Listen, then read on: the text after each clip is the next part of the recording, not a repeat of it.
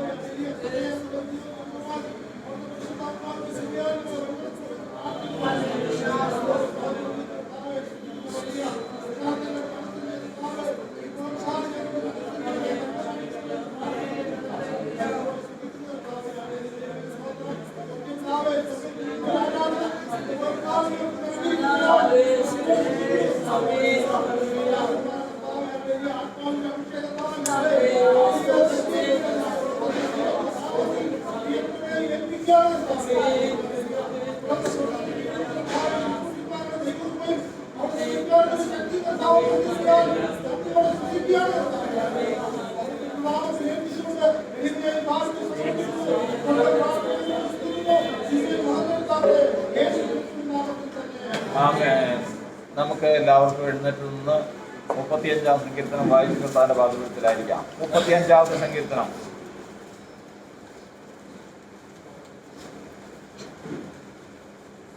തുല്യമേ ജീവിതം വയലിൽ,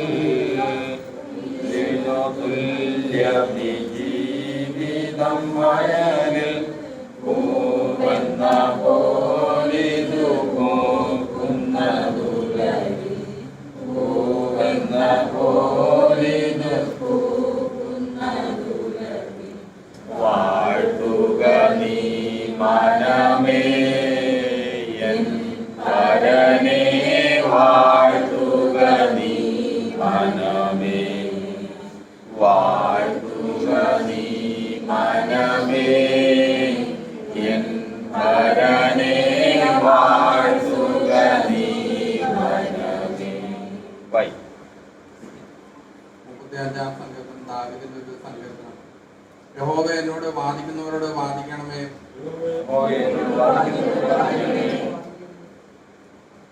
എന്നോട് പൊരുതുന്നവരോട് പൊരുതണമേ. നീ പലകയും പരിചയം പിടിച്ച് എനിക്ക് സഹായത്തിനായി എഴുന്നേൽക്കണമേ. നീ കുന്തമൂരി എന്നെ പിന്തുടരുന്നവരുടെ വഴി അടച്ചു കളയണമേ. ഞാൻ നിന്റെ രക്ഷയാകുന്നുവെന്ന് എന്റെ പ്രാണനോട് പറയണമേ. എനിക്ക് ജീവഹാനി വരുത്തുവാൻ നോക്കുന്നവർ ലജ്ജയും അപമാനവും വരട്ടെ. എനിക്ക് അനർത്ഥം ചിന്തിക്കുന്നവർ പിന്തിരിഞ്ഞ് നാണിച്ചു പോകട്ടെ. അവർ കാറ്റിന് മുമ്പിലെ പതിർ പോലെ ആകട്ടെ. യഹോവയുടെ ദൂതൻ അവരെ ഓടിക്കട്ടെ. അവരുടെ വഴി ഇരുട്ടും വഴിവെഴുപ്പുമാകട്ടെ. യഹോവയുടെ ദൂതൻ അവരെ പിന്തുടരട്ടെ. കാരണം കൂടാതെ അവർ എനിക്കായി വല ഒളിച്ചു വെച്ചു. കാരണം കൂടാതെ അവർ എന്റെ പ്രാണനായി കുഴി കുഴിച്ചിരിക്കുന്നു. അവൻ വിചാരിയാതെ അവന് അപായം ഭവിക്കട്ടെ. അവർ ഒളിച്ചു വെച്ച വലയിൽ അവൻ തന്നെ കുടുങ്ങട്ടെ. അവൻ അപായത്തിൽ അകപ്പെട്ടു പോകട്ടെ. എന്റെ ഉള്ളം യഹോവയിൽ ആനന്ദിക്കും. അവന്റെ രക്ഷയിൽ സന്തോഷിക്കും.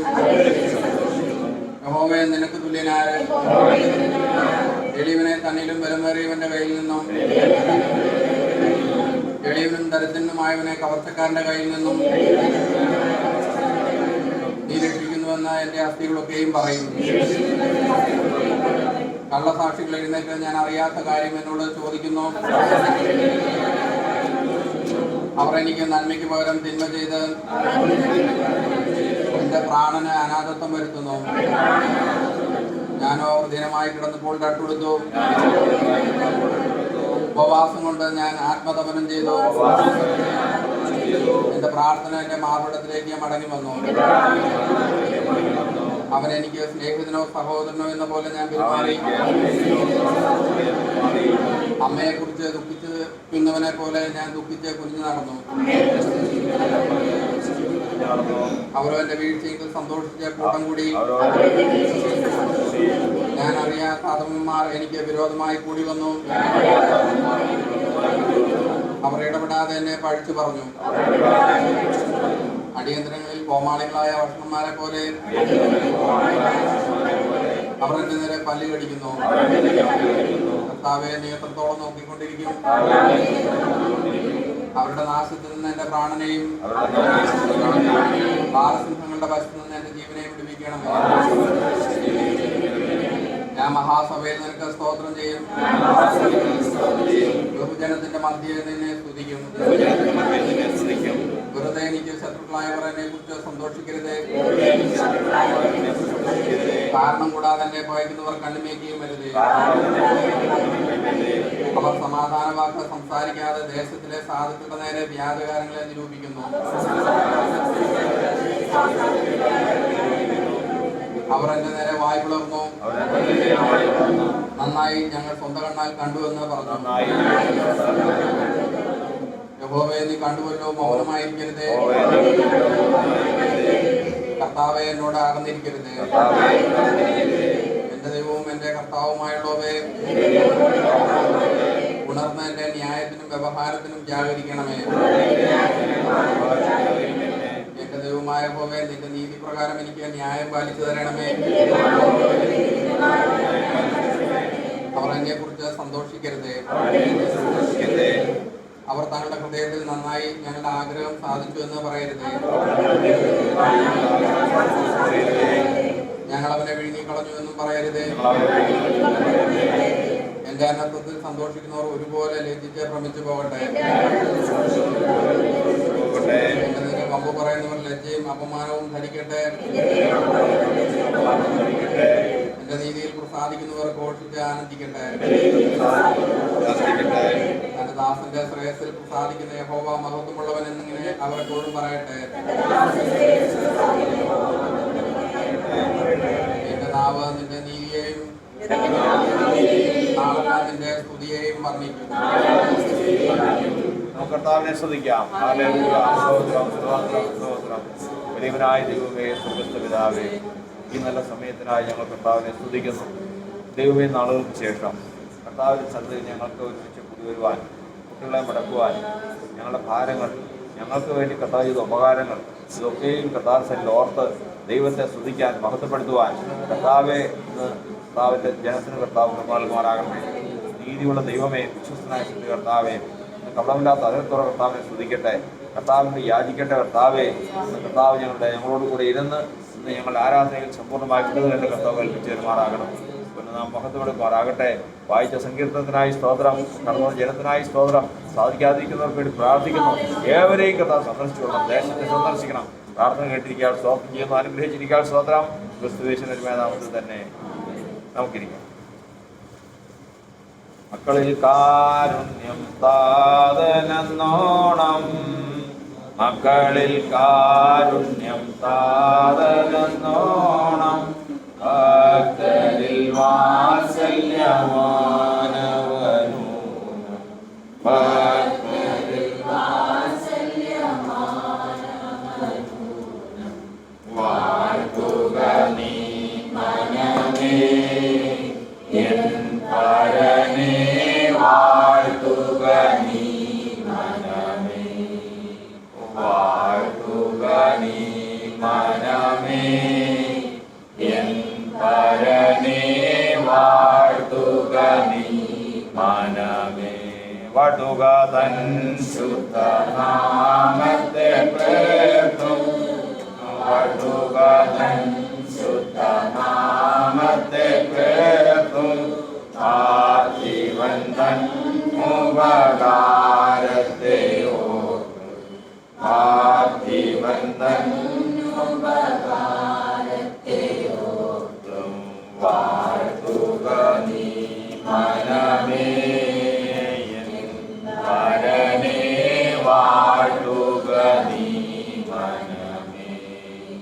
വാഴ്ത്തുക നീ മനമേ എൻ പരനെ വാഴ്ത്തുക നീ മനമേ. കർത്താവിൻ്റെ പരിശുദ്ധ നാമത്തിന് മഹത്വമുണ്ടാകട്ടെ. ഈ ആഴ്ചവട്ടത്തിൻ്റെ ഒന്നാമത്തെ ദിവസം സഭാരാധനയ്ക്കായി കടന്നു വന്നിരിക്കുന്ന എല്ലാ ദൈവജനത്തിനും യേശുവിൻ്റെ ധന്യമായ നാമത്തിൽ സ്നേഹവന്ദനത്തെ അറിയിക്കുകയാണ്. വളരെ നാളുകളായി നമുക്ക് ഇങ്ങനെ ഒരു അവസരം ലഭിച്ചിട്ടുണ്ട്. ഞാനത് പ്രത്യേകം മനസ്സിലാക്കുകയാണ്. അതിൻ്റെ ആശയോടും വേദനയോടും കൂടി പ്രാർത്ഥിക്കുന്ന ജീവിതങ്ങൾ മുഖാന്തരമാണ് കർത്താവ് ഇങ്ങനെ ഒരു അവസരം തന്നതെന്ന് ഞാൻ വിശ്വസിക്കുകയാണ്. കാരണം ഞാൻ ഇപ്പോഴൊന്നും വിചാരിച്ചില്ല ഈ വർഷം തീർന്നു, ഇനിയിപ്പോൾ ഡിസംബർ ആയാൽ മതി എന്നുള്ള ചിന്തയിൽ ആയിരുന്ന ഒരവസ്ഥയാണ്. എന്തായിരുന്നാലും കർത്താവ് ഇന്ന് ഇങ്ങനെ കാര്യങ്ങൾ കൊണ്ടുവന്നപ്പോൾ നമുക്ക് ലഭിക്കുന്ന സാഹചര്യത്തിൽ നമ്മൾ ചെയ്യേണ്ടത് ചെയ്തില്ലെങ്കിൽ നമ്മൾ തെറ്റുകാരാകും. അതുകൊണ്ട് ഇന്ന് നമുക്ക് കൂടി വരാനും ഇങ്ങനെ ഒരു പ്രാർത്ഥനയ്ക്ക് സംബന്ധിക്കാനും കർത്താവ് ഇടയാക്കി തീർന്നു. അവിടെ നിന്ന് ടാഷി ബ്രദറും പുണ്യ ബ്രദറൊന്നും വന്നിട്ടില്ല. എന്താണോ വണ്ടിയില്ലാത്തതുകൊണ്ടായിരിക്കാം. എന്തായിരുന്നാലും അവർക്ക് വേണ്ടിയിട്ട് നമ്മൾ പ്രാർത്ഥിക്കണം. അവർക്ക് കണക്ഷൻ കൊടുക്കണം. കർത്താവ് നമ്മെ അനുഗ്രഹിക്കുമാറാകട്ടെ. ഈ ആരാധന ദൈവത്തിൻ്റെ വചനം നമ്മെ പഠിപ്പിക്കുന്നത് ഒരാൾ വിശ്വാസത്തിലേക്ക് വന്നു കഴിഞ്ഞാൽ മറ്റുള്ള പ്രാർത്ഥനയും ഉപവാസവും ഇങ്ങനെ ഉള്ളതുപോലെ ഒന്നും അല്ല ആരാധന.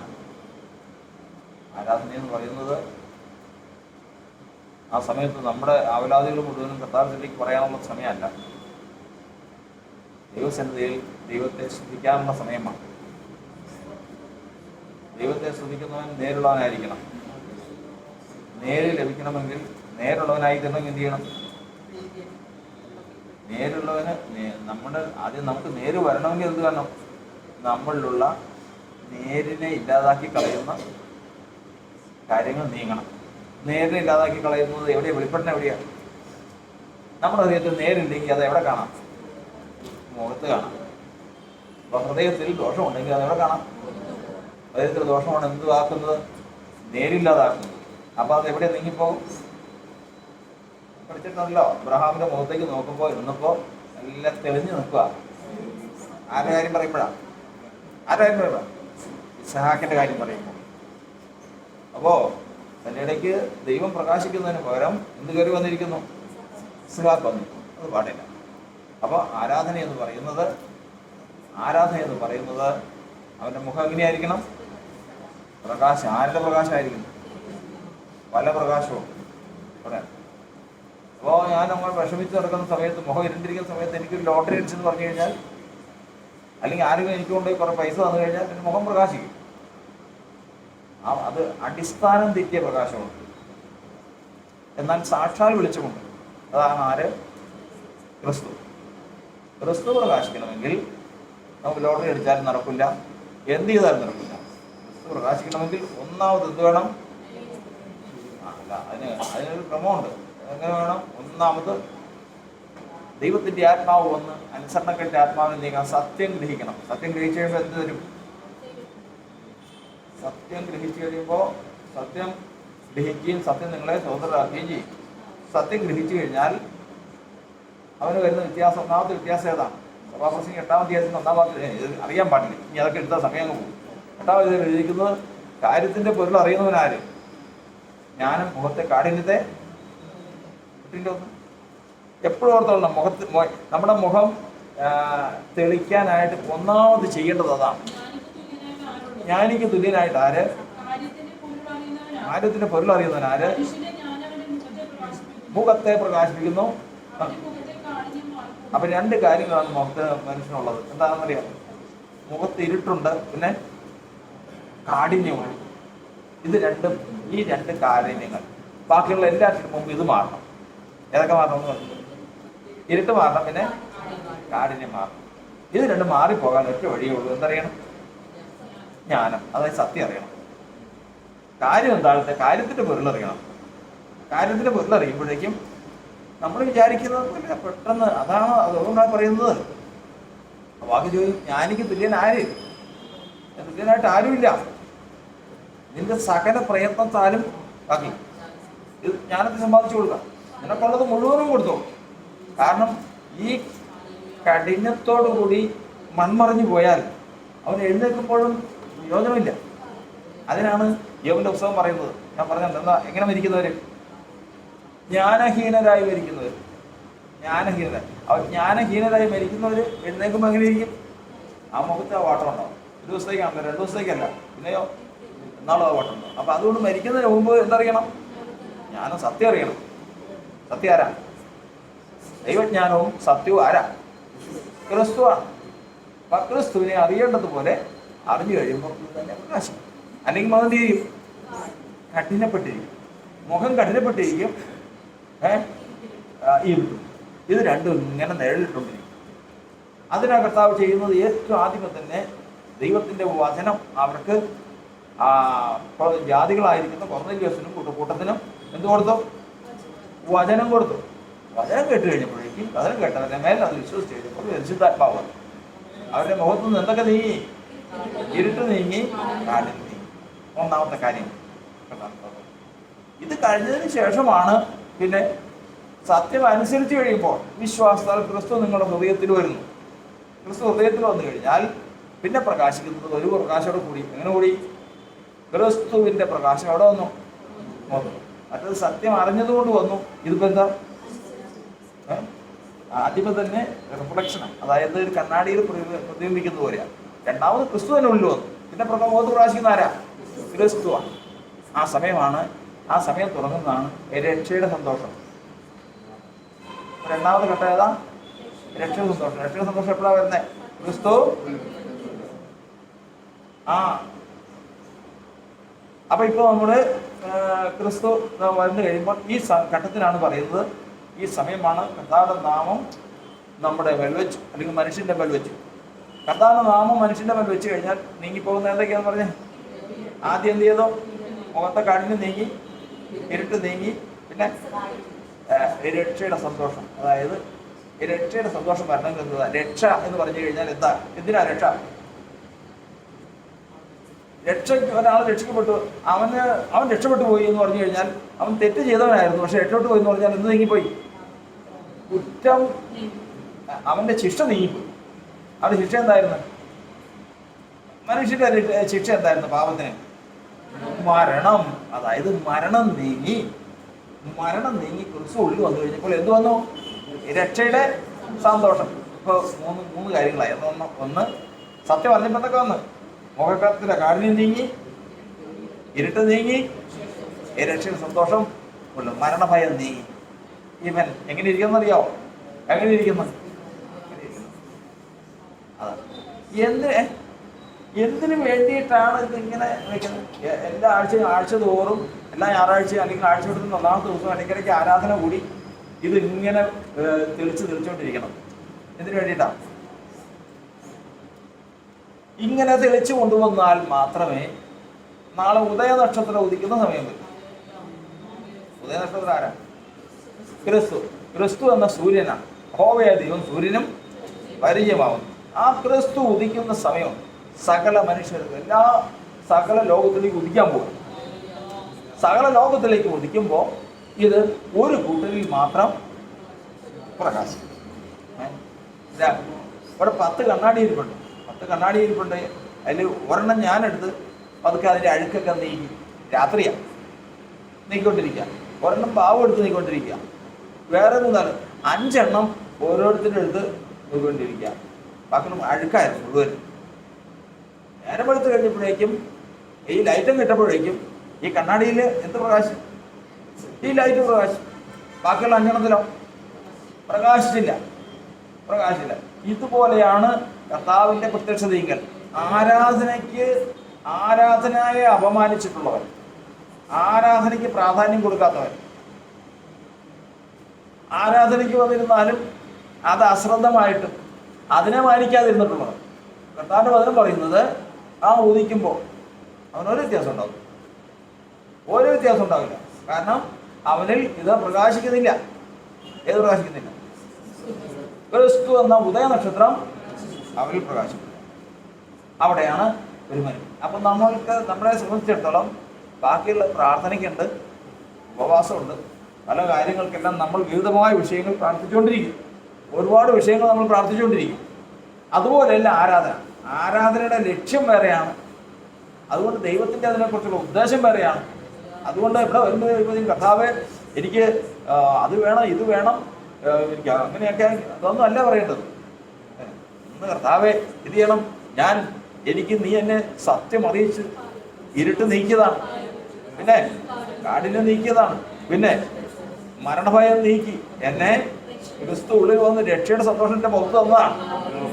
ഇന്ന് നിന്റെ ആ രക്ഷിക്കപ്പെട്ട് കഴിഞ്ഞപ്പോൾ മുതൽ എനിക്കുണ്ടായ വ്യത്യാസം എന്തൊക്കെയാ? രക്ഷിക്കപ്പെട്ടപ്പോൾ കർത്താവിന്റെ നാമം എന്നിൽ വന്നപ്പോൾ ആണ് രക്ഷപ്പെട്ടത്, മരണഭയം നീങ്ങിയത്. അപ്പോൾ ഉണ്ടായ വ്യത്യാസം ഏതൊക്കെയാ? 3 കാര്യങ്ങൾ നമുക്ക് ഓർമ്മയുണ്ടല്ലോ. ഏതൊക്കെ? അതെ, അന്നേരം സംഭവിക്കുന്ന 3 കാര്യം. കർത്താവിന്റെ നാമം വന്നു കഴിയുമ്പോൾ ഉണ്ടാകുന്ന 3 കാര്യങ്ങൾ: കൃപ, പിന്നെ ബാക്കി പറയാം. കൃപയും സമാധാനം. പിന്നെ കൃപ, കാവൽ, സമാധാനം. ആ സമയം മുതൽ നമ്മൾ അനുഭവിക്കുന്നതാണ്. എന്താണ് ഈ പ്രകാശമുള്ളത്? അതിന് വചനം പറ. യഹോവ നിന്നെ അനുഗ്രഹിച്ച് കാക്കുമാറാകട്ടെ. അത് എല്ലാം കഴിയുമ്പോൾ പറഞ്ഞ സംഖ്യാപുസ്തകം ഒരു പ്രാവശ്യം പറയുമ്പോൾ പറഞ്ഞു കഴിഞ്ഞാൽ പിന്നെ അല്ലെങ്കിൽ അപ്പോൾ ഇതൊന്നുമില്ല. 6-ാം അധ്യായത്തിന്റെ 24-ാം വാക്യം, അതിന്റെ 23 മുതൽ വാക്യം.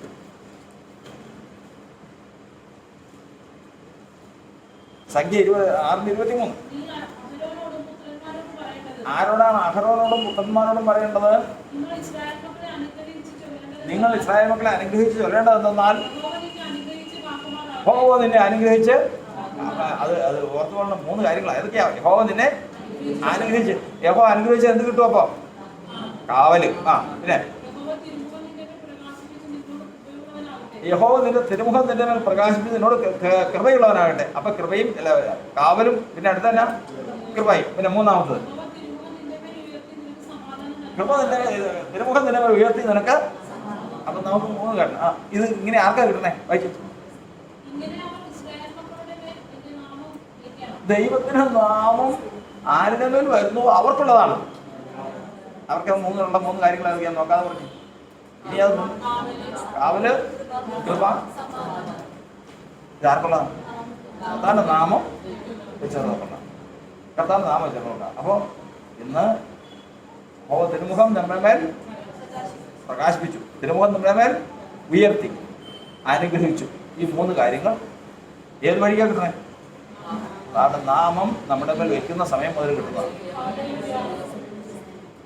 ആവൃതനായ യേശു നമ്മുടെ മേൽ വെച്ച നാമമാണ്. ആ സമയം മുതലാണ് നമുക്ക് എന്തൊക്കെ? കാവൽ, കൃപ. ഇതിലാണ് പ്രശ്നം. അതാണ് പറഞ്ഞിരിക്കുന്നത്. ഞങ്ങളുടെ രഹസ്യഭാവങ്ങളെ നിന്റെ മുഖപ്രകാശത്തിൽ വെച്ചിരിക്കുന്നു. ഇത് കഴിഞ്ഞതിന് ശേഷം നമ്മൾ പുറത്തേക്കൊക്കെ ഇറങ്ങുമ്പോൾ ഹൃദയത്തിൻ്റെ ഉള്ളിൽ, അതായത് രഹസ്യഭാവമുണ്ട്. പാപം പരസ്യമുള്ള ഭാവമുണ്ട്, രഹസ്യഭാവമുണ്ട്. രഹസ്യമായിട്ടുള്ള ഭാവമുണ്ട്. അതൊക്കെ നമ്മൾ വിളിക്കുന്നത് രഹസ്യമായിട്ട് കൂട്ടുകാരനെ കൊല്ലുന്നവൻ ക്ഷമിക്കപ്പെട്ടവൻ. പരസ്യമായിട്ട് ചെയ്യുന്നവരുണ്ട്, രഹസ്യമായിട്ട് ചെയ്യുന്നവരുണ്ട്. ഒറ്റ പുറമെ ഒരു മനുഷ്യനും അറിയില്ല. അതുകൊണ്ടാണ് തീമോഥെയോസിന്റെ ലേഖനത്തിൽ പറഞ്ഞിരിക്കുന്നത്, എല്ലാവരുടെയും പാപം മറിഞ്ഞിരിക്കില്ല, എല്ലാം പുറത്തു കൊണ്ടുവരും. ചിലരുടെ പാപം എങ്ങനെയാ? ചിലരുടെ പാപം പെട്ടെന്ന് പുറത്തേക്ക് വരും, കാരണം അവർക്ക് അത് പിടിച്ചു നിൽക്കാനുള്ള കഴിവില്ല. ചിലരുടെ പാപം തീമോഥെയോസിന്റെ ലേഖനം 5-ാം അധ്യായം 1 തീമോഥെയോസിന്റെ ലേഖനം 5-ാം അധ്യായം 21-ാം വാക്യം, 5:24.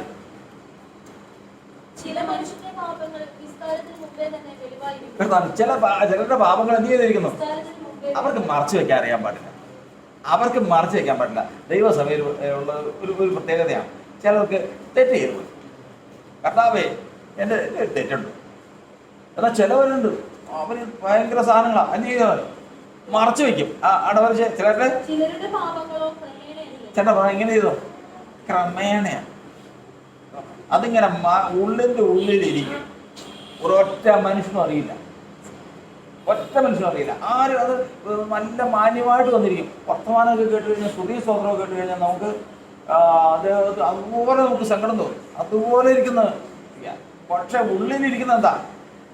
ഉള്ളിലിരിക്കുന്ന പാപമാണ്. അത് ക്രമേണയായാലും, പക്ഷെ ഒരു കാര്യമുണ്ട്, അത് അടുത്ത് പറഞ്ഞേ, ക്രമേണയായാലും പെട്ടെന്നായാലും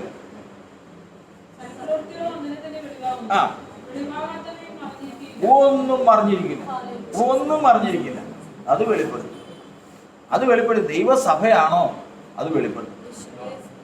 ദൈവസഭയിൽ ഒന്നും അറിഞ്ഞിരിക്കില്ല. അതുകൊണ്ടാണ് കർത്താവിന്റെ സന്നിധിയിലേക്ക് വരുമ്പോഴത്തേക്കും ദാവീദ് പറഞ്ഞതുപോലെ എൻ്റെ പാപം എപ്പോഴും എവിടെ ഇരിക്കുന്നു? എൻ്റെ മുമ്പാകെ ഇരിക്കുന്നു. എൻ്റെ മുമ്പാകെ ഏറ്റവും ആദ്യം അതാ കാണുന്നത്. തൻ്റെ തെറ്റുകളെ ഗ്രഹിക്കുന്നവൻ ആദ്യം അത് കാണും. മറ്റുള്ള ആരുടെയും തെറ്റ് കണ്ടില്ലെങ്കിലും ഏത് തെറ്റ് കാണണം? കാരണം അതാണ് ആ രഹസ്യഭാവമാണ് എവിടെ മറയ്ക്കുന്നത്. ഇത് വന്നു കഴിഞ്ഞാൽ പിന്നെ മുഖത്ത് ഈ ശകലം മറ്റതൊക്കെ വന്നു. ഏതൊക്കെയാണ്? കാഠിന്യം, ഇരുട്ട്, പിന്നെ ഏതാ? ഒരു മരണഭയം. അതാണ് വിശ്വാസത്തിൽ വന്ന ഒരാള് കിടക്കാൻ നിവൃത്തിയില്ല, പേടിച്ച്. എന്തിനാ പേടിക്കുന്നതിനാ? എനിക്കറിയാൻ പാടില്ല. എന്തിനാണ് പേടിക്കുന്നത് എനിക്കറിയില്ല. എന്നോട് ഞാൻ പറഞ്ഞിട്ടുള്ളൊരു വിഷയമാണ്. സംഭവിച്ചത് അതറിയാം. സംഭവിച്ചത് ഇതാണ്. രക്ഷയുടെ സന്തോഷത്തിൽ നിന്നങ്ങ് മാറി മരണഭയം വന്നു. മുഖത്ത് നോക്കിയാൽ കഠിനമാണ്, മുഖത്ത് നോക്കിയാൽ ഇരുട്ടുണ്ട്. ഈ അവസ്ഥയിലേക്കാണ് ഇന്ന് കർത്താവ് വരുന്നുവെങ്കിൽ എങ്ങനെയായിരിക്കും? ഇത് സാധാരണ ഇതിൽ ഇപ്പോൾ മേളിൽ ലൈറ്റ് ഇട്ട് കഴിഞ്ഞാൽ ഇതിൻ്റെ പുറത്ത് എന്ത് പ്രത്യേകത? ഒരു പ്രത്യേകതയില്ല. എന്നാൽ ഇത് കണ്ണാടിയാണെങ്കിലോ അതിനകത്ത് കാണും. അത് തന്നെയാണ് ആരാധിക്കുന്നവൻ വ്യവസ്ഥ പ്രകാരം ആരാധിക്കുന്നവൻ കർത്താവിനെ കാത്തിരിക്കുന്നത്. അവനാണ് കർത്താവിനെ പ്രതീക്ഷിക്കുന്നത്. അവനെയാണ് മാനിക്കാൻ കർത്താവ് വരുന്നത്. കർത്താവ് ഈ ആത്മാവ് നമ്മെ സഹായിക്കുമാറാണ്. നമ്മളൊന്ന് വായിച്ച സങ്കീർത്തനം 35-ാം സങ്കീർത്തനമാണ്.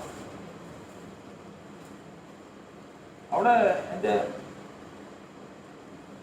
യഹോവേ, എന്നോട് വാദിക്കുന്നവരോട് വാദിക്കണമേ, എന്നോട് പൊരുതുന്നവരോട് പൊരുതണമേ.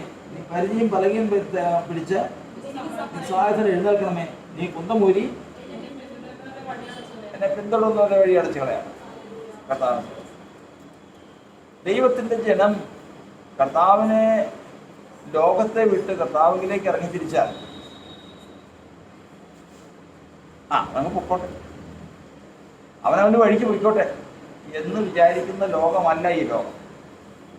ഇസ്രായേലിൽ നിന്ന് പുറപ്പെടുവിച്ച് ഇസ്രായേൽ ജനത്തെ പിടിച്ചു വെച്ചതിൻ്റെ അടിസ്ഥാനത്തിൽ ദൈവം ആ ദേശത്തെ നശിപ്പിച്ച് 10 അത്ഭുതങ്ങൾ, 10 ന്യായവിധികൾ അവിടെ നടത്തി ആ ദേശത്തെ നശിപ്പിച്ചു. അവസാനം അവർ പൊയ്ക്കോട്ടെ എന്ന് പറഞ്ഞു. എംസ്രൈമിലുള്ള ആദിയാതന്മാരെയൊക്കെയും സംഹരിച്ചു കഴിഞ്ഞപ്പോൾ അവർ വിഷമിച്ച് നിലവിളിച്ച് പൊയ്ക്കോളാൻ പറഞ്ഞു. പക്ഷെ പോയി ആദിയാതന്മാരെ മരിച്ചവരെയൊക്കെ കുഴിച്ചിട്ട് കഴിഞ്ഞപ്പോഴേക്കും ഇവർ പോകുന്നത് കണ്ടപ്പോൾ അവർ മുന്നിൽ, കാരണം അവർ പോവുകയാണ്. എന്നാൽ വല്ലവഴിക്കും പോട്ടേന്ന് വയ്ക്കുകയല്ല. അങ്ങനെ വിടുന്നതല്ല ഈ ലോകം. അത് വിശ്വാസികളുടെ ജീവിതത്തിലും അതെ. ഏത് മനുഷ്യനും തങ്ങളുടെ മാർഗം വിട്ടു പോകുമ്പോൾ, തങ്ങളുടെ ജീവിതം വിട്ട് കർത്താവിന് പിന്നാലെ ഇറങ്ങി തിരിച്ചു പോകുമ്പോൾ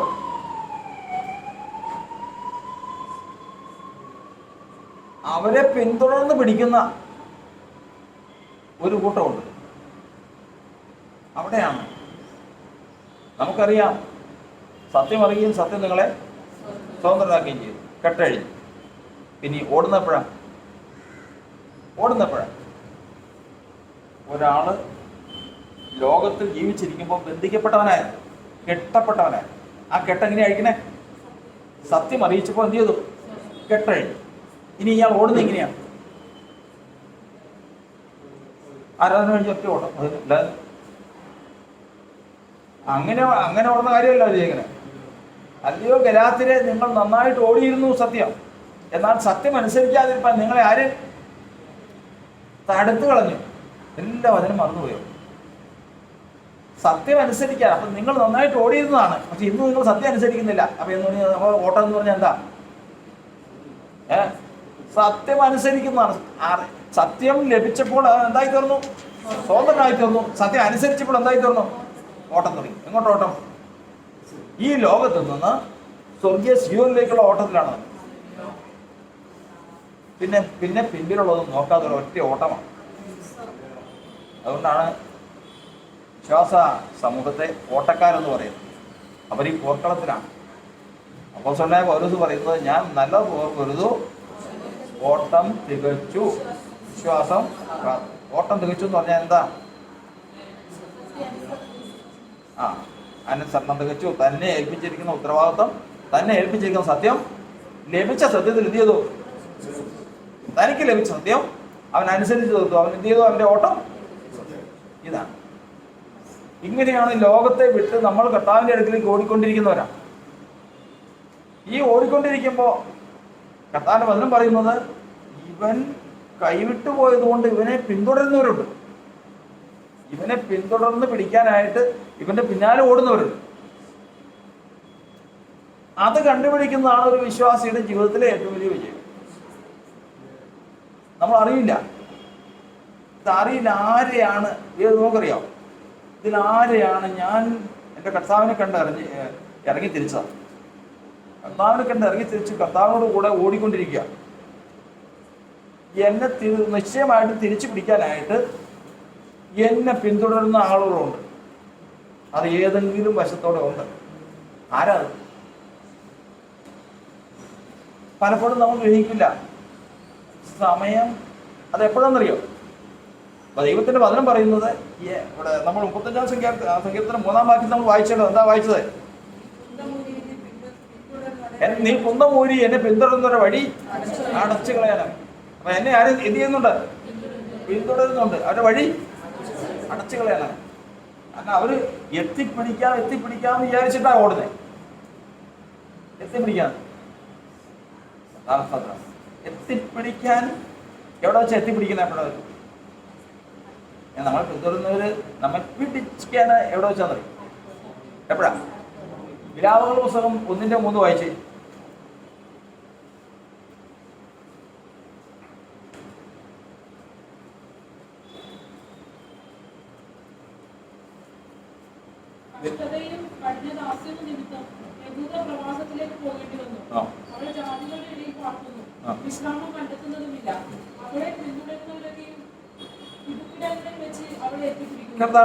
എവിടെ വെച്ചാൽ എത്തിപ്പിടിക്കുന്ന? എവിടെ വെച്ചാ?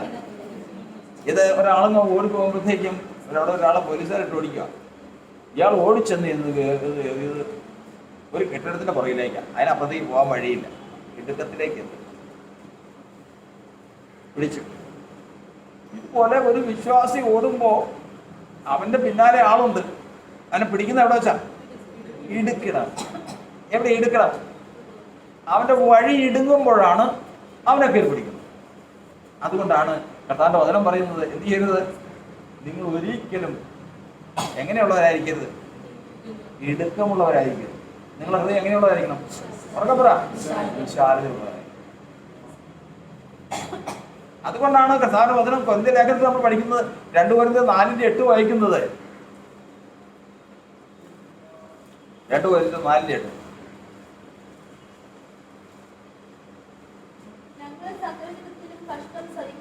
ഞങ്ങൾ സകലവിധത്തിലും കഷ്ടം സഹിക്കുന്നവരെങ്കിലും ഇടുങ്ങിയിരിക്കുന്നില്ല. കർത്താവ് ഇടുങ്ങില്ല. എനിക്കുള്ളതെല്ലാം നഷ്ടപ്പെട്ടാൽ, ഞാൻ എത്ര കഷ്ടം അനുഭവിച്ചാലും, ദൈവമേ എന്ത് ചെയ്യരുത്? എൻ്റെ ഹൃദയം ഇടുങ്ങിയാൽ എന്ത് ചെയ്യും? എന്റെ പിന്നാലെ വരുന്നവര് കയറി പിടിക്കും. കർത്താവ്. അപ്പൊ നമ്മുടെ ഹൃദയം എങ്ങനെ ഇരിക്കണം? വിശാലമായി. അബ്രഹാമിന്റെ വേലക്കാരും അബ്രഹാമിന്റെ ഇടയന്മാരും ലോകത്തിന്റെ ഇടയന്മാരും തമ്മിൽ വഴക്കുണ്ടായി. അബ്രഹാം പറഞ്ഞു, നമ്മുടെ സഹോദരന്മാരില്ലേ, ലോത്തെ നമ്മൾ തമ്മിലൊരു വഴക്കുണ്ടാകരുത്. നമ്മൾ സഹോദരന്മാരാ. അതുകൊണ്ട് നിനക്ക് ഇഷ്ടമുള്ള സ്ഥലം തിരഞ്ഞു. നീ വലത്തോട്ട് പോകണമെങ്കിൽ പിന്നെ ഞാൻ ആ ഭാഗത്തേക്ക് വരില്ല, ഞാൻ ഇടത്തോട്ട് പോകണം. ഇനി അല്ല നിനക്ക് തോന്നുന്നു നീ ഇടത്തേക്ക് പോകാൻ ഉദ്ദേശിക്കുന്നതെങ്കിൽ ഞാൻ വലത്തേക്ക് പോകണം. ഒരിക്കലും നമ്മൾ തമ്മിൽ വഴക്കുണ്ടാകരുത്. ഞാൻ നിനക്കൊരു ഇടർച്ചയാവില്ല. അവന്റെ ഹൃദയം എങ്ങനെയാ? ലോത്ത് നോക്കി, അവന്റെ ഹൃദയം എങ്ങനെയാ? ലോത്ത് അങ്ങോട്ട് നോക്കി. നീരോട്ടമുള്ള ദേശം ഏതാ? Sodom Gomorrah. നീരോട്ടമുള്ള ദേശം കൊണ്ട് അങ്ങോട്ട് തിരഞ്ഞെടുത്തു. ശരിക്ക് ആദ്യം ചാൻസ് വന്നപ്പോൾ തിരഞ്ഞെടുക്കേണ്ടത് ആരാ? ഹൃദയം അബ്രഹാമിന്റെ ഇടുക്കമായിരുന്നെങ്കിൽ ഏത് തിരഞ്ഞെടുക്കും? അബ്രഹാം തിരഞ്ഞെടുക്കും. അബ്രഹാം സോദോമും ഗോമോറയും തിരഞ്ഞെടുക്കും. കർത്താവ് സ്വതന്ത്രം അവനെ പിന്തുടരുന്നവർ അവിടെ വെച്ച് അവനെ അതെടുത്ത് അതുവഴി പോയി. അതിന് ന്യായം വിധിക്കപ്പെട്ടു. അത് പോയി. ആ പട്ടണം നശിച്ചുപോയി. ലോത്ത് കുടുംബവും കഷ്ടി രക്ഷപ്പെട്ടു പോയി. അതാണ് വരുമ്പോൾ ഒരിക്കലും ഏതെല്ലാം വന്നാലും അറിയില്ല ഇത് ആരാണ് എന്നെ പിടിക്കാൻ എന്റെ പിന്നാലെ നിയമിച്ചിരിക്കുന്ന അറിയില്ല. ഇതൊരാത്മാവാ. ഇത് ബാധിച്ചിരിക്കുന്നത് ആരെയും നമുക്കറിയാൻ പറ്റില്ല. കാരണം സന്തോഷമായിട്ട് ഒരുമിച്ച് ജീവിക്കുക. യോബും കുടുംബമൊക്കെ ആയിട്ട് വളരെ സന്തോഷമാണ്. മക്കള്, സഹോദരന്മാര്, വേണ്ടപ്പെട്ടവരെല്ലാവരും സന്തോഷമായിട്ടിരിക്കണം. പക്ഷെ യോബിന് ജീവിതത്തിൽ ഒരു കഷ്ടം വന്നു കഴിഞ്ഞപ്പോഴേക്കും യോബിന്റെ ജീവിതത്തില് വലിയൊരു അനർത്ഥം വന്നു കഴിഞ്ഞപ്പോൾ അപ്പൊ ഭാര്യ പറഞ്ഞ്, ഇനിയും നീ ഇതിന്റെ ഭക്തി മുറുകെ പിടിച്ചുകൊണ്ടിരിക്കുന്നുവോ? ദൈവത്തെ ത്യജിച്ച് പറഞ്ഞ് മരിച്ചു കളകാം. സ്തോത്രം. ഓർക്കണം, നമ്മൾ അറിയില്ല ഏത് ഭാഗത്താണ്, ആരെയാണ് ഏതിൽ കൂടിയാണ് നമ്മെ പിന്തുടരുന്നത് ഒരു ഒറ്റ മനുഷ്യനും അറിയില്ല. കർത്താവ് സ്തോത്രം. അതുകൊണ്ട് കർത്താവിന്റെ വചനം പറയുന്നത്, അവൻ ഇയ്യോബ് പറയുകയാണ്, ഇന്ന് ഇത്രയെല്ലാം കാര്യങ്ങൾ വന്നിട്ടുണ്ട്. ആദ്യം പറഞ്ഞത് കേട്ടല്ലോ, എന്ത് പറഞ്ഞു? അനവധി തരത്തിൽ എല്ലാ വിധത്തിലും കഷ്ടം അനുഭവിക്കേണ്ടി വന്നവരെങ്കിലും ഞങ്ങൾ ഇടുങ്ങിയിരിക്കുന്ന ഇത്രയെല്ലാം നഷ്ടപ്പെട്ടെങ്കിലും ഇന്നും ഇയ്യോബിന് എന്തില്ല? ഇടുക്കമില്ല. ഇയ്യോബ് പറയുകയാണ്, ദൈവം തന്നു യഹോവ തന്നു യഹോവ ഈ എടുത്തു, കർത്താവ് തന്നു കർത്താവ് എടുത്തു. ഇതിൽ എന്റെ ഹൃദയം ഇടുമില്ല. കാരണം ഇപ്പോഴാണ് എനിക്ക് മനസ്സിലായത്, എന്നെ പിടിക്കാനായിട്ടുള്ള ആത്മാവിൽ ഒരെണ്ണം ആരുടെ കൂടെ ഉണ്ട്, സ്വന്തം ഭാര്യയുടെ കൂടെ ഉണ്ട്. അതാണ് ദൈവമായിട്ട് ബന്ധം വന്നു കഴിഞ്ഞാൽ പിന്നെ ആരുമില്ല. ഒരൊറ്റ മനുഷ്യനിൽ ഒരു മനുഷ്യനെയും വിശ്വസിക്കരുത്. അതുകൊണ്ടാണ് പറയുന്നത് ദൈവസഭ. നമ്മള് പലപ്പോഴും ആ സഭ എന്നോട് അങ്ങനെ ചെയ്യാവോ, അങ്ങനെയൊക്കെ പലപ്പോഴും ചോദിച്ചിട്ടുണ്ട്. അതായത് പല കർത്താദാസന്മാരും ചോദിക്കുന്നതാണ്, എന്നോടത് ചെയ്യാവോ ആ സഭയ്ക്ക്? ഞാൻ എന്തെല്ലാം സഭയ്ക്ക് വേണ്ടി ചെയ്തതാ. എന്ത് കാര്യം? ഞാൻ പാവുനൊക്കെ കൈ ദിവസവും എണ്ണയിട്ട് തിരുമ്മി കൊടുക്കും. അതിന് വേണ്ട സഹായങ്ങളെല്ലാം ചെയ്യും. പാവു ദേഷ്യം വന്നു കഴിഞ്ഞപ്പോഴത്തേക്കും എൻ്റെ കൈ അങ്ങ് തട്ടി മാറ്റി. ചേടാ, ഇത്രയും ദിവസം ഞാൻ ആ സഹോദരൻ്റെ കൈക്ക് എണ്ണയിട്ട് അതിന് വേണ്ടതെല്ലാം ഞാൻ ചെയ്തു കൊടുത്തിട്ട് ഇന്ന് ഒരു കാര്യം വന്നപ്പോഴേക്കും എന്നെ ധിക്കരിച്ച് ആ സഹോദരൻ ആ കൈകൊണ്ട് തന്നെ എന്നെ ധിക്കരിച്ചിരുന്നു പറഞ്ഞിട്ട് കാര്യമില്ല. ഞാൻ ഇത് ചെയ്യുമ്പോഴും പ്രസാദിപ്പിക്കുന്നത് ആരെയാണ്? വ്യക്തിയാണ് പ്രസാദിക്കുന്നത്. ദൈവസഭ എന്ന് പറയുന്നത് അവയവമാണ്. ദൈവസഭ എന്ന് പറയുന്നത് അവയവമാണ്. ഇതിന്റെ ഉടയവൻ കർത്താവാണ്. ഏത് പ്രവൃത്തി ചെയ്യുമ്പോഴും കർത്താവിനെ പ്രസാദിപ്പിക്കാൻ വേണ്ടി എന്നുള്ള ചിന്തയിലല്ലാതെ ആര് ചെയ്താലും നാളെ ലജ്ജിതനായിത്തീരും. എൻ്റെ അനുഭവമായി പറയണം. എൻ്റെ ആ അനുഭവം കണ്ടപ്പിന്നെ കർത്താവിനെ പഠിപ്പിച്ചത്. ഇപ്പൊ അത് മനസ്സിലായോ? അത് അവയവങ്ങളാ. ആ അവയവങ്ങൾക്കൊരു ഉടയവനുണ്ട്, ഒരു തലയുണ്ട്. ആ തലയെ പ്രസാദിപ്പിക്കും. ആ തലയെ പ്രസാദിച്ചാൽ മാത്രം മതി ഈ അവയവങ്ങളെല്ലാം നിനക്ക് കീഴടങ്ങി. ഒരു ദോഷവും ചെയ്യില്ല. ഇതെങ്ങനെയാ? വിരല് അതിനെ പ്രീണിപ്പിച്ചതിന് ശേഷം അതെനിക്കെതിരെ ഒന്നും ചെയ്യില്ല എന്ന് പ്രതീക്ഷിച്ചിരിക്കുന്നത് പോലെയാണ് കർത്താവ് സ്തോത്രം. ഒരിക്കലും അങ്ങനെയല്ല. ഒരു വിശ്വാസത്തിലേക്ക് വന്നവന് അവൻ ആശ്രയിക്കാനും വിശ്വസിക്കുവാനും. സഭയെ സ്നേഹിക്കരുതെന്ന് പറഞ്ഞിട്ടില്ല. എന്ത് ചെയ്യണം? സഭയെ സ്നേഹിക്കണം, തന്നെ പോലെ തന്നെ സ്നേഹിക്കണം. പക്ഷെ വിശ്വസിക്കുന്നത് ആരെയാ? സഭയുടെ തലയെ വിശ്വസിക്കാം.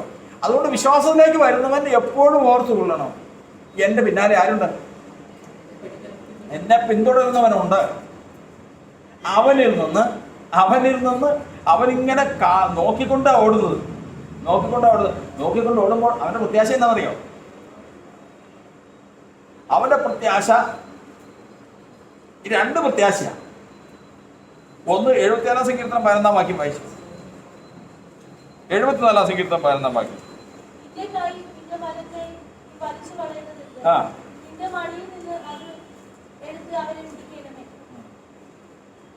71 പറയുന്നത്.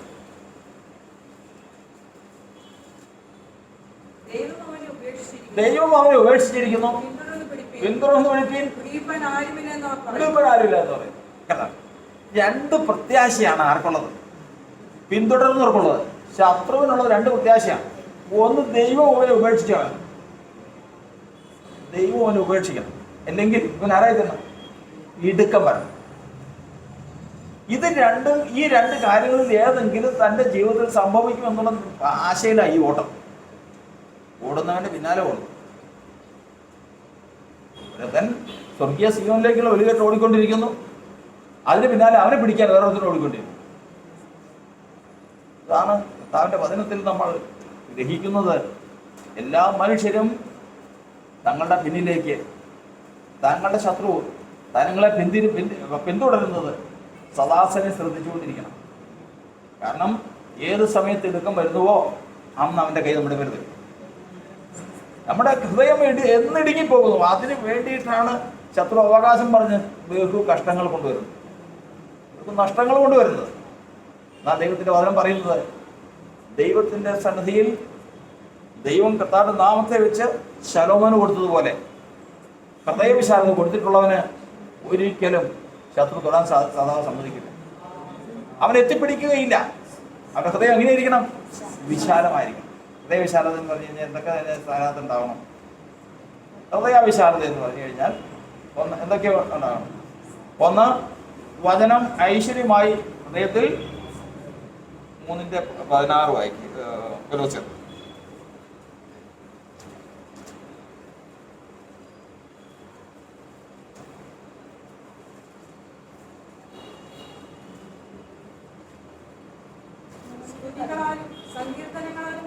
സങ്കീർത്തനങ്ങളാലും സ്തുതികളാലും ആത്മീയ ഗീതങ്ങളാലും തമ്മിൽ പഠിപ്പിച്ചും ബുദ്ധി ഉപദേശിച്ചും നന്ദിയോടെ ഹൃദയങ്ങളിൽ പാടിയും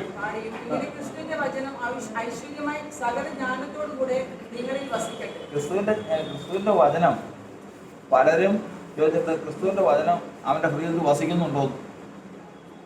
ഒരാളുടെ ഒരു ബൈബിൾ കോളേജിൽ ഒരു സെമസ്റ്ററിൽ 500 വചനം കാണാതെ പഠിച്ചു കേൾപ്പിക്കണം. ഒരു സെമസ്റ്ററിൽ 500 വചനം കാണാതെ പഠിച്ചു കേൾപ്പിക്കണം. ആകെ 31,000 പരം 10 ഉള്ളൂ. അതിൽ 500 എണ്ണം കാണാതെ പഠിച്ച് 3 സെമസ്റ്റർ ഉണ്ട്. അപ്പം എത്രയായി? 1500 വചനം ഹൃദയത്തിലുണ്ട്. എൻ്റെ ഹൃദയത്തിൽ വചനമുണ്ട്. അതാണോ വചനം? അതാണോ വചനം? വചനം ഞാൻ കഴിഞ്ഞ ഒരിക്കൽ പറഞ്ഞിട്ടുണ്ടല്ലോ. ഞങ്ങളൊരു സ്ഥലത്ത് ചെല്ലുമ്പോൾ, ഞാനും റോയ് പാസ്മിയും ഒരു വീട്ടിൽ ചെല്ലുമ്പോൾ, അവിടെ ചെല്ലുമ്പോഴത്തേക്കും അവിടുത്തെ തത്ത ചോദിച്ചു, കൊച്ചമ്മോ. അപ്പോൾ കൊച്ചമ്മ ചോദിച്ചു, എന്നാ മക്കളെ? തത്തയോട് ചോദിക്കാം, ആരവിടെ വന്നിരിക്കും? അധികം അത് നമ്മുടെ എറണാകുളത്തുള്ള സഹോദരന്മാരില്ലേ, കയറിയിരിക്കാൻ പറയുന്ന ആരെന്നറിയും? തത്തമ്മ. അപ്പൊ അവരുടെ ഉള്ളിൽ എന്തുണ്ടോ? അത്രേ ഉള്ളൂ. വചനം ഹൃദയത്തിലുണ്ടെങ്കിൽ സംഭവിക്കുന്ന കാര്യങ്ങൾ ഇതൊക്കെയാ. ഏതൊക്കെയാ എന്ന് പറഞ്ഞേ. ആത്മീയ ഗീതങ്ങളാലും തമ്മിൽ പഠിപ്പിച്ചു. ആത്മീയ ഗീതങ്ങളാൽ തമ്മിൽ പഠിപ്പിച്ചു. തമ്മിൽ ഞാൻ ഒരു കാര്യം അങ്ങോട്ട് പറഞ്ഞു കഴിഞ്ഞാൽ പിന്നെ ഞാൻ അവന്റെ മേൽ കർത്തൃത്വം. ഞാൻ ബാബുവിനോട് ഒരു കാര്യം പറഞ്ഞാൽ പിന്നെ ഞാനാണ് നേതാവ്. പിന്നെ ഞാൻ പറയുന്ന പോലെ അവൻ കേൾക്കും. അതല്ല, തമ്മിൽ പഠിപ്പിച്ചു. ദൈവ വിശ്വാസിയാണെങ്കിൽ, ക്രിസ്തീയ വിശ്വാസിയാണെങ്കിൽ നിനക്കൊരു നന്മ ഉള്ളതുപോലെ തന്നെ കർത്താവ് വിളിച്ചു വരുത്തുന്ന ഏവർക്കും എന്തുണ്ട്? ഒരു നന്മയുണ്ട്. ആ നന്മയെക്കുറിച്ചാണ് വിടമാറി ലേഖനം പറയുന്നത്. നിന്റെ ഗുണം. ആരുടെ ഗുണം? നിന്റെ ഗുണം എന്ന് പറഞ്ഞു കഴിഞ്ഞാൽ ഇവിടെ 50 പേര് ഉണ്ടെങ്കിൽ 50 പേർക്ക് എന്തുണ്ട്? ചില ഒരു 10 പേര് ഗുണമില്ലാത്തവരെന്ന് പറയാമോ? ഇല്ല, എല്ലാവർക്കും എന്തുണ്ട്? എനിക്കുള്ള ഗുണമല്ല, എൻ്റെ സഹോദരനുണ്ട്. കാരണം ഇത് അവയവങ്ങളാണ്. അതുകൊണ്ട് എനിക്ക് അവനിൽ നിന്ന് പഠിക്കാനുള്ളത് പോലെ തന്നെ അവന് എന്നിൽ നിന്ന് പഠിക്കാനും ഉണ്ടാവും. നിശ്ചയമാണ്.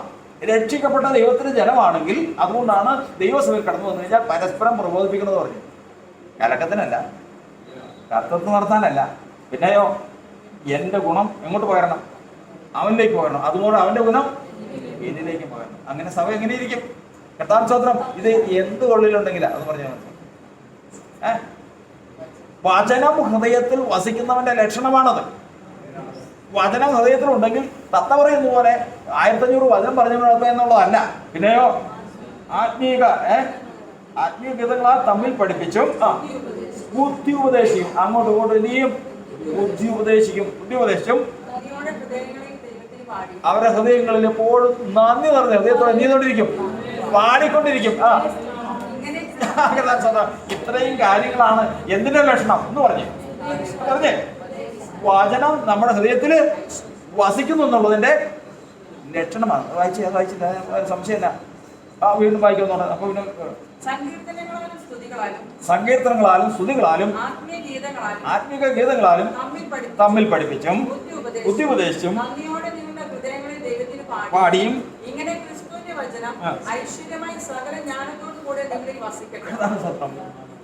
ദൈവത്തിന്റെ വചനം ജ്ഞാനത്തോടുകൂടി ഹൃദയത്തിൽ വസിക്കുന്നതിന്റെ ലക്ഷണമാണ് എന്ന് പറഞ്ഞ് അത് നിൽക്കട്ടെ. ആത്മീയ ഗീതങ്ങൾ, സങ്കീർത്തനങ്ങൾ, സ്തുതികളോടുകൂടി തമ്മിൽ പഠിപ്പിച്ചും ബുദ്ധി ഉപദേശിച്ചും നന്ദിയോടെ ഹൃദയത്തിൽ ദൈവത്തിന് പാടി. ഇത്രയും കാര്യങ്ങളാണ് എന്തുണ്ടെങ്കിൽ ദൈവത്തിന്റെ വചനം ഉള്ളതിന്റെ ലക്ഷണമാണ്. അല്ലെങ്കിൽ വാ തുറന്നാൽ ദൈവത്തിന്റെ വചനം പറയുമെന്ന് പറഞ്ഞാലൊന്നും കാര്യമൊന്നുമില്ല. ദൈവത്തിന്റെ വചനം ആധികാരികമായിട്ട് ഹൃദയത്തിൽ വസിക്കുന്നവന്റെ ഉള്ളിൽ നിന്ന് പുറപ്പെട്ടു വരേണ്ടത് ഇതൊക്കെയാണ്. കർത്താവ് സാധാരണ. അപ്പോൾ ഇവിടെ നമ്മൾ പഠിക്കുന്നത് ഇങ്ങനെയുള്ളവന് ഇങ്ങനെ പാടിയും അത് വായിച്ച് വചനം വചനം എങ്ങനെ വസിക്കുന്നു? ഐശ്വര്യമായി. ഐശ്വര്യമായിട്ട് വിശാലമായി സന്തോഷമായി. ആ ഹൃദയം എങ്ങനെയുള്ള വിശാലമുള്ള.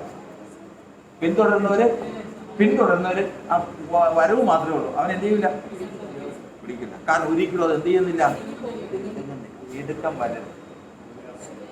വരരുത്. കാരണം ഒരു മനുഷ്യന്റെ ഹൃദയം ഇടുങ്ങിയാൽ എന്തൊരു ഇടുങ്ങുന്നറിയാം.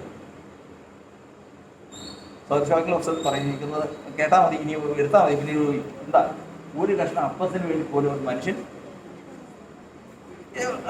സദൃശവാക്യങ്ങൾ ഓരോ ദിവസമായിട്ട് അധ്യായമായി എല്ലാ ആ ഡേറ്റ് വെച്ച് 1-ാം തീയതി ആണെങ്കിൽ 1, 2-ാം തീയതി വരും. അപ്പൊ നമുക്ക് ദിവസവും നമ്മുടെ സദാചാരത്തിനുള്ള വചനം അതിനകത്തുണ്ട്. അവിടെ വചനത്തിൽ എഴുതിയിരിക്കുന്നത് ഒരു കഷ്ണം അപ്പത്തിന് വേണ്ടി പോലും മനുഷ്യൻ അന്യായം ചെയ്യും. ഒരു കഷ്ണം ഇത്ര അപ്പത്തിന് വേണ്ടിയിട്ടാ ആ മനുഷ്യൻ എന്ത് ചെയ്യും? അവന്റെ ഹൃദയം എങ്ങനെയുള്ള എന്തിക്കാം. എന്നാൽ കർത്താവ് വചനം പറയുന്നത് സ്വന്തം ജീവനെ കൂടി സഹോദരന് കൂടി കൊടുക്കാൻ കഴിയുള്ളവന്റെ ഹൃദയം എങ്ങനെയുള്ള അതെങ്ങനെയുള്ള വിശാലതയാണ്.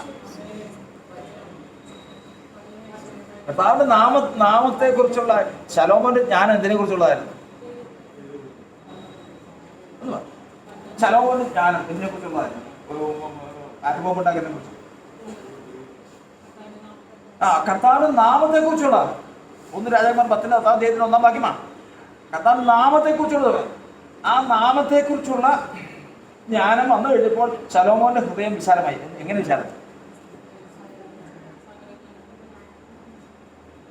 കടൽപ്പുറത്തെ മണൽ പോലെ വിശാലത ദൈവം ശലോമോന് കൊടുക്കുന്ന ഈ ജ്ഞാനം വന്നു കഴിഞ്ഞു.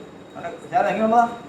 കടൽപ്പുറത്തെ അത് ഒരു തരിയിട്ടതിന് ശേഷം ആ കടൽപ്പുറത്ത് വരുമ്പോഴത്തേക്കും ഞാൻ ദാവീദിന്റെ ഒക്കെ അവിടെ ചെന്നാൽ മതി. ഒരു തരിയിട്ട് ചെറുതൊന്ന് എണ്ണാൻ നോക്കി കഴിഞ്ഞാൽ എണ്ണം പറ്റുമോ? തീരില്ല. അപ്പോൾ ഈ മുഴു കടപ്പുറത്തെ എണ്ണം കൂടെ പോയി അതുപോലെ എന്ത് കൊടുത്തു? ഇവിടെ പറയുന്നത് ഇതാ ശലോമോനും ഉറക്കപ്പെട ശലോമോനേക്കാൾ വലിയവനായ ഒരുവൻ ആരാണ്? കർത്താവായ യേശുക്രിസ്തു. അവന്റെ വിശാലതയാണെന്ന് കർത്താവ് നമുക്ക് പറഞ്ഞിരിക്കുന്നത്. ദുഷ്ടം തൊടുമോ? ഇടുക്കം കാണിക്കണ്ടേ? വക്രത കാണിക്കണ്ട, ഞെരുക്കം കാണിക്കണ്ട. കർത്താവ് സ്തോത്രം. അത് ശത്രു വയ്ക്കുന്ന വഴിയാണ്, ശത്രു കൊണ്ടുവരുന്ന വഴിയാണ്. കാരണം ഇടുക്കി ഞെരുക്കി കഷ്ടതയിൽ ഉണ്മാനും ഉടുപ്പാനും പോലും ഇല്ലാതെ വണ്ണം ഞെരുങ്ങി കൊണ്ടുവന്നിരിക്കുന്നതിനെന്നറിയാം. ഇതൊരു ശോധനയുടെ ഘട്ടമാണ്. ശത്രുവിന്റെ ആശയാണ്. ഇന്ന് ഈ ഇടുക്കത്തിൽ നിന്റെ ഹൃദയം ഇടുങ്ങും, ഈ ഇടുക്കത്തിൽ നിന്നെ എത്തിപ്പിടിക്കാമെന്നുള്ള വാശി, ആഗ്രഹം ശത്രു വെച്ചുകൊണ്ടാണ് ഈ പിന്തുടരുന്നത്. നമ്മൾ ഓർത്തുകൊള്ളണം. ഇടുങ്ങരുത്. അതാണ് സ്വത്രം. അപ്പോസ്തലനായ പൗലോസ് പറഞ്ഞ പോലെ, അല്ലയോ കൊരിന്ത്യരെ, ഞങ്ങളുടെ ഹൃദയം നിങ്ങളത് ഇടുങ്ങിയ. 2 കൊരിന്ത്യർ 7:11 വായിക്കും.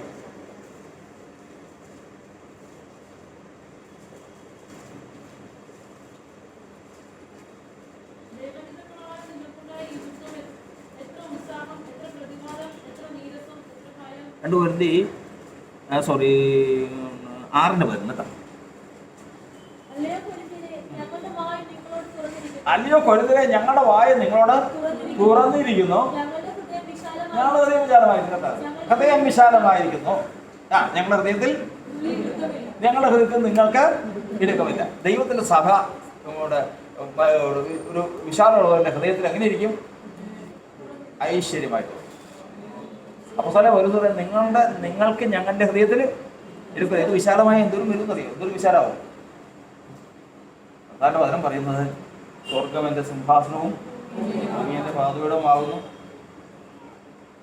നിങ്ങൾ എനിക്ക് പണിയുന്ന ആലയം ഏത് വിധം, എൻ്റെ വിശ്രാമ സ്ഥലവും ഏത്, എൻ്റെ കൈ ഇതൊക്കെയും ഉളവാക്കി, അങ്ങനെയാകുന്ന ഇതൊക്കെയും ഉളവായത്. പിന്നെ നിങ്ങൾ എനിക്കിത് ആലയം പണിയുന്നത് എങ്ങനെയാണ്? സ്വർഗം സിംഹാസനം, ഭൂമി പാദപീഠമാണ്. ഭൂമിയുടെ അധോഭാഗങ്ങൾ കർത്താവിൻ്റെ കരങ്ങളിലിരിക്കും. ഇനി എവിടെ ഇതുണ്ടാകുന്നത്? കർത്താവ് പറഞ്ഞത് ഉണ്ട്, വഴിയുണ്ട്. എങ്കിലും എന്ന് പറഞ്ഞു കഴിഞ്ഞാൽ പിന്നെ വഴിയുണ്ടെന്നാ. എന്താ എങ്കിലും ബാക്കി പറ. എങ്കിലും സ്വർഗമെൻ്റെ സിംഹാസനവും ഭൂമിയുടെ പാദവും ഇത്രയും വിശാലത പറഞ്ഞ ചേടും പറയാ, നിങ്ങൾ എനിക്ക് ആലയമൊന്നും പണിയാൻ പറ്റില്ല. എങ്കിലും അരിഷ്ടനും മനസ്സ് തകർന്നവനും എൻ്റെ വചനം നിങ്ങൾ വിതയ്ക്കുന്നതുമായ ഞാൻ ഇതാക്കി. അത് ബാക്കി വായിച്ചു 66:1. യെശയ്യാ 66:1. സ്വർഗം എൻ്റെ സിംഹാസനവും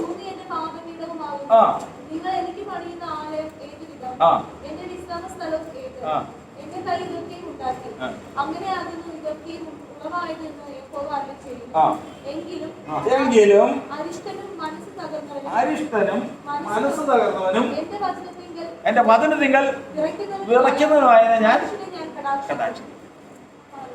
ഈ ഇത്രയും വലിയ ദൈവത്തെ ഇതിന്റെ അകത്ത് ഒതുക്കാം. അപ്പൊ നമ്മൾ പറഞ്ഞല്ലോ, സ്വർഗ സിംഹാസനവും ഭൂമി പാദപീഠവും ഇതെല്ലാം ഉണ്ടാക്കിയ ദൈവത്തെ എവിടെ ഒതുക്കാം? ഇതിന്റെ അകത്ത്. അവൻ എങ്ങനെയായിരിക്കണം? അരിഷ്ടൻ എന്ന് പറഞ്ഞു കഴിഞ്ഞാൽ പഠനം കിടക്കുന്നവരെ നന്മ ചെയ്യാൻ ആഗ്രഹമുണ്ട്, പക്ഷെ സാഹചര്യം കൊണ്ട് തിന്മ ചെയ്യും. അതിനെക്കുറിച്ച് ദുഃഖിച്ച് ജീവിക്കും. നന്നായിട്ട് ജീവിക്കുമെന്ന് എനിക്ക് ആഗ്രഹം ഉണ്ടായിരുന്നു, പക്ഷെ ചെയ്യുന്നത് മുഴുവൻ തിന്മയാണ്. അതിന്റെ ദുഃഖമുണ്ട്. ദൈവത്തിന് പ്രതീക്ഷയുണ്ടെന്നാണ്. മനസ്സ് തകർന്നവൻ. മനസ്സ് തകർന്നതെന്ന് വെച്ച് കഴിഞ്ഞാൽ എങ്ങനെയാണ്? മനസ്സ് തകരുന്നത്. മനസ്സ് തകർന്നതിന്റെ ഹൃദയം തുടങ്ങിയവർക്ക് യഹോവ മനസ്സ് തകർന്നവരെ അവൻ രക്ഷിക്കും. ലോകത്തിലുള്ള എല്ലാ ആശയം വിടുമ്പോഴാണ് എന്ത് തകർന്നത്? ഒന്നും ഇനി പ്രതീക്ഷയില്ല. മനസ്സ് തകർന്നു. അപ്പോൾ ചിലതിനുണ്ടാവും, ഇനി നമുക്ക് വേറൊരു വഴിയുണ്ട്,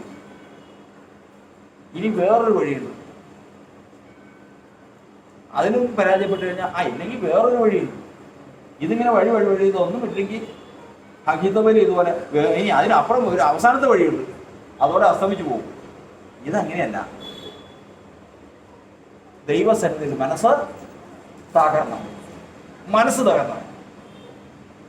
തകർന്നവൻ ദൈവത്തിന്റെ സന്നിധിയിലേക്ക് വരണം. മനസ്സ് തകർന്ന് ചാകാൻ പോവല്ല. മനസ്സ് തകർന്നവൻ എവിടെ വരണം? ദൈവസന്നിധിയിൽ. അതുകൊണ്ടാണ് വചനം പറയുന്നത്, ദൈവസഭയിൽ തന്നെ ആത്മഹത്യ ഒഴിവായി പോകാനുള്ള വഴിയതാ പറഞ്ഞു വചനം പറഞ്ഞു.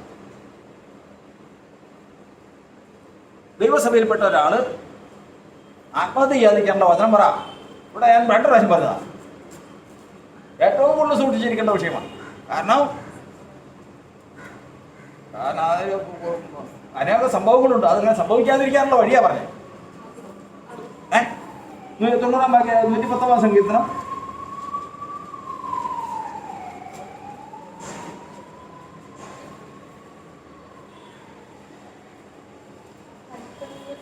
109, 119, 119 സങ്കീർത്തനം 109. ഒരുങ്ങിയിരിക്കുക. ഞാൻ എപ്പോഴും എന്ത് ചെയ്യാൻ?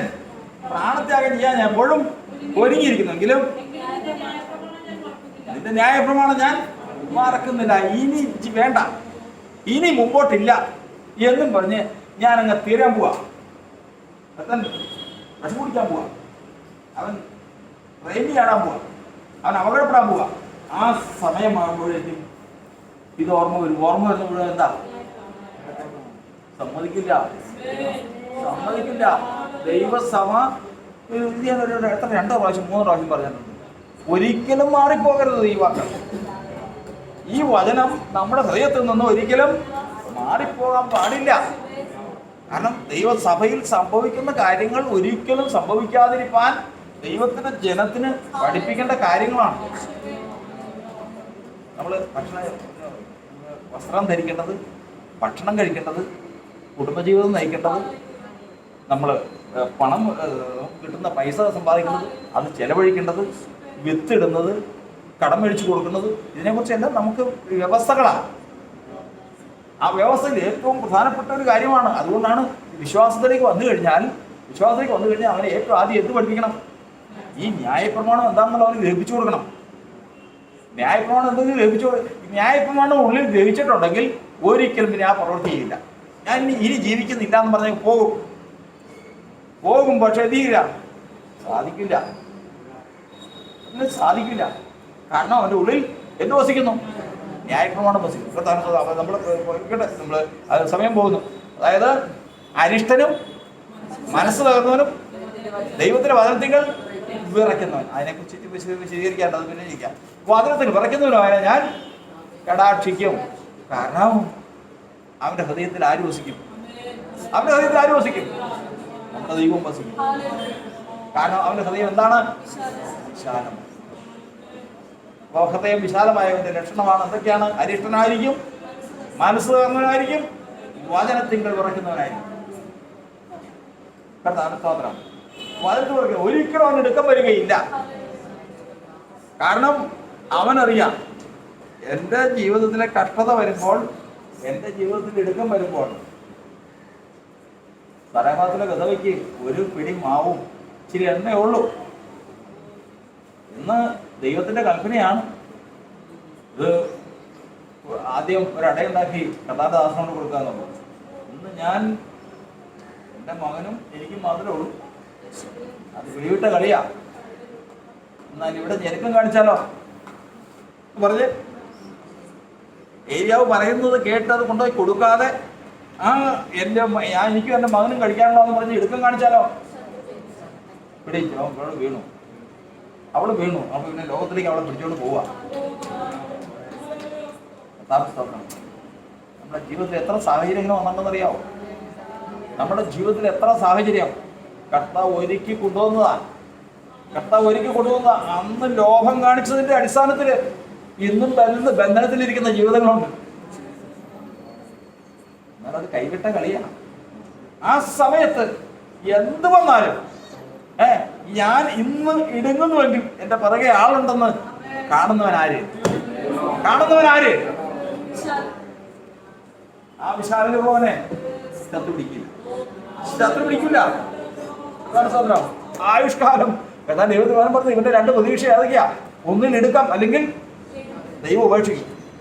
ഇത് 2 സമയത്ത് ഇവനെ പിടിക്കാമെന്ന് വിചാരിച്ചിരിക്കുക.